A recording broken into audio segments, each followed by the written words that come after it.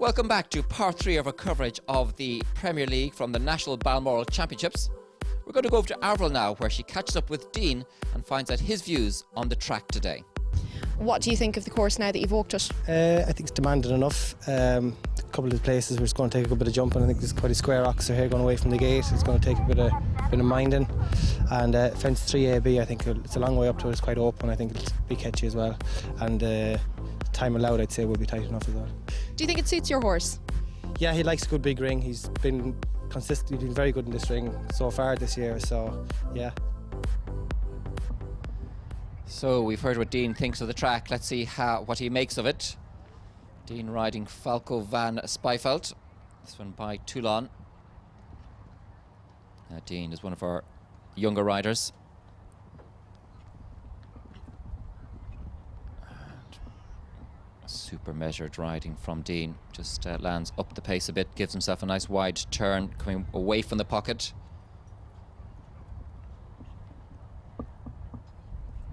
Very calm with his horses, Dean. That really helps when you're riding this level when there's pressure on.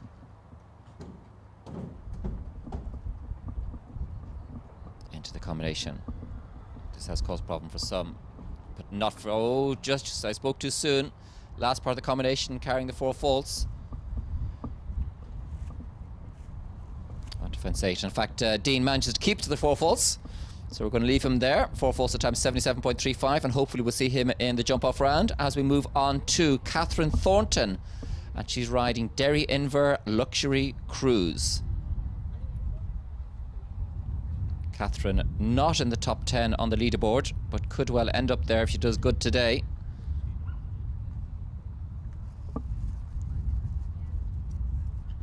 Now, real peppy little step to this one. That's a stallion. He's looking a little feisty this morning.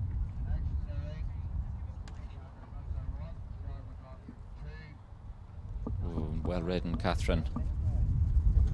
There is a certain amount of pressure on Catherine to get through into the jump-off round. For time, she's a little tight on time. She's working very hard to get out of that combination. Now, course designers very often make the time allowed quite tight to keep the riders under a certain amount of pressure. Catherine living dangerous, especially I think when you compare to the other horses. Just a little under the rate. Very few places to make up time with tighter turns. Now she needs to get home. Very little time to get home. Coming clear. Last. Oh, living very dangerous. No, time's going really tight. What's she going to do? Last fence to go. She's into time. 1 time fault. Clear jumping. 1 time fault. Catherine Thornton, 85.9, just outside the time allowed. But that surely will give her a place in the jump-off round. Let's go back to Avril, who has a chat with Nicholas Butler, who's not competing today, but nonetheless is very much participating. Nicholas, you're not competing today, but you seem to be making yourself very useful and helping out. Yeah, no horses here today. Just sort of helping my boss Neil and helping my 2 brothers as well, just running around sort of basically. Were you driving the truck? Yeah, to drive up today, so that's basically it now. What horses do you have in at the moment? Mostly young horses. Go to Dublin now in 2 weeks' time. I have 2 horses going there, 1 4-year-old and 1 8-year-old, so that's sort of the next aim for me now. What do you think about Alex's chances today? Yeah, hopefully he should go well. He has a good horse now, a 9-year-old stallion by Cruising, so he's been placed in 2 of them so far. He won the first one actually in Louth, and he was placed last weekend in Cork, so hopefully he gets another ribbon. His aim is to get into Dublin, so that's what he's fighting for today anyway. And fight he will for sure. Alexander Butler on HALLOWBERRY CRUZ. We pick up with him at fence 4. Unfortunately, he's already had 1 on the floor. He had fence 1 has certainly been the bogey fence. So carrying 4 faults.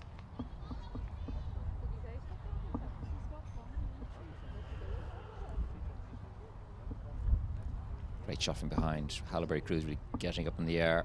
Look at that. Height, scope, not an issue.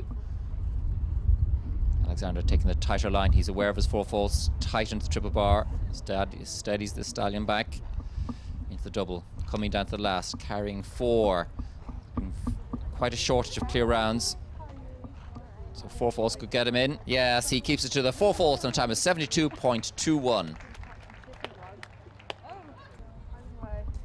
On to our next rider. This is John McLaughlin, and his partner is Java's Wild Child. Equal first on the leaderboard. Up there, 20 points. So this week is certainly one of the turning points of the series. All 3 riders are here represented, who are at the top of the league. So good placing. Could get a nice bit of distance between them and the ones following.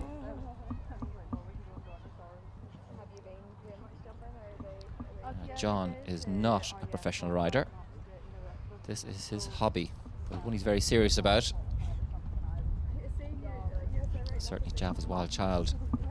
Look at the super jump in there. Quick fix of the equipment. It can be quite a jolt when you land from that height.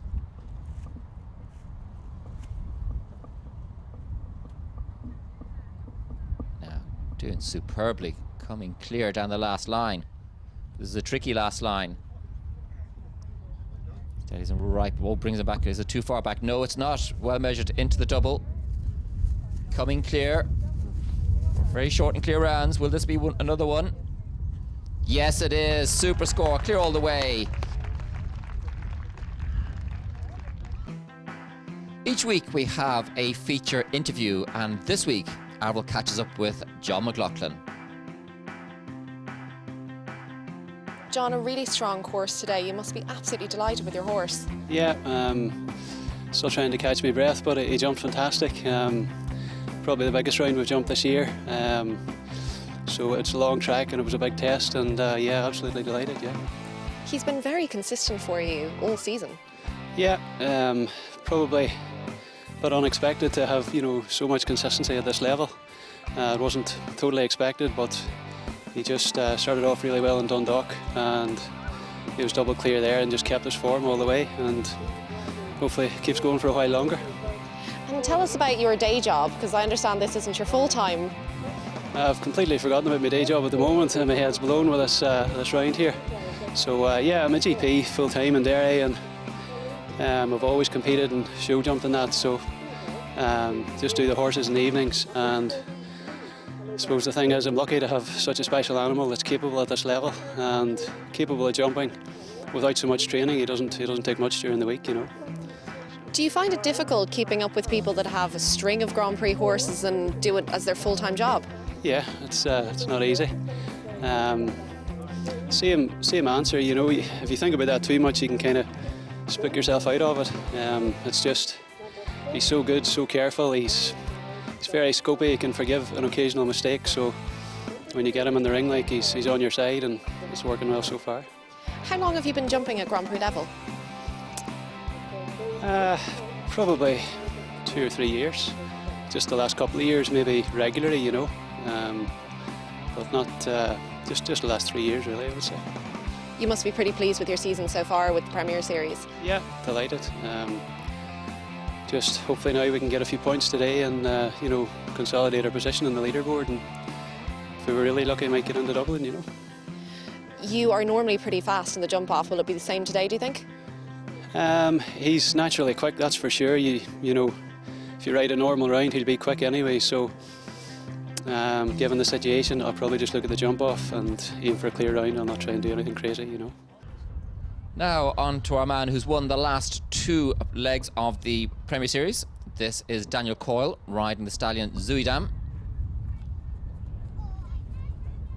He's another one top of the leaderboard, equal 20 points himself, John McLaughlin. One other. Be interesting to see how ZUIDAM copes with this track. Big, square, and definitely technical with distances that test the horse's elasticity. Open them out and shorten the back just like that. certainly no stranger to tough rounds. Really having to ride every stride with this horse. Into the combination. Oh, last part of the combination down. Unfortunately, Daniel goes on and has 2 more down. So it doesn't make it through to the jump off. Won't get to fight the top slot of the leaderboard. Join us after the break for the jump off round.